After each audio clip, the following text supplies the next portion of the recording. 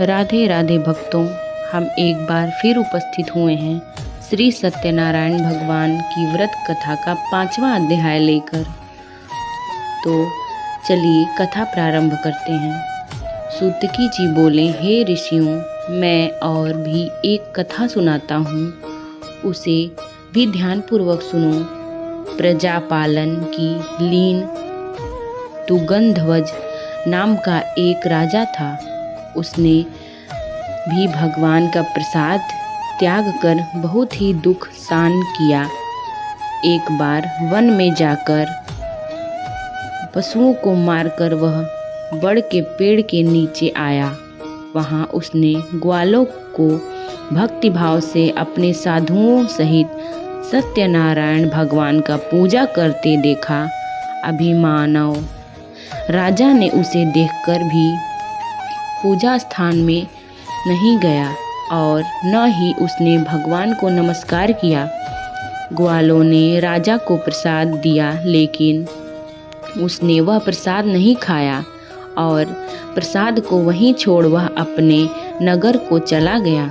जब वह नगर को पहुंचा तो वहां सब कुछ तहस नहस हुआ पाया, तो वह शीघ्र ही समझ गया कि यह सब भगवान ने ही किया है।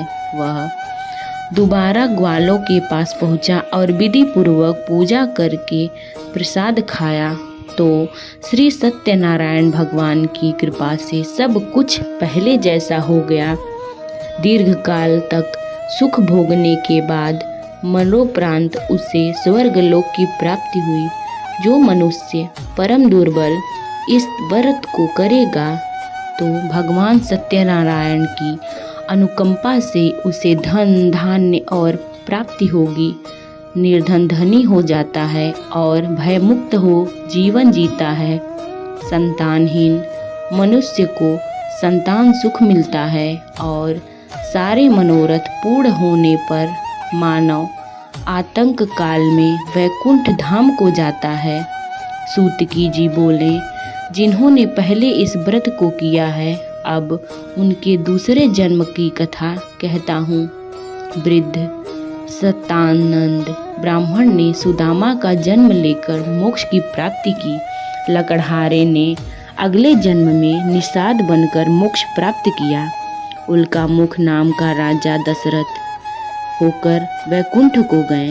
साधु नाम के वैश्य ने मनोरध्वज बनकर अपने पुत्र को आरे से चीरकर मोक्ष पाया।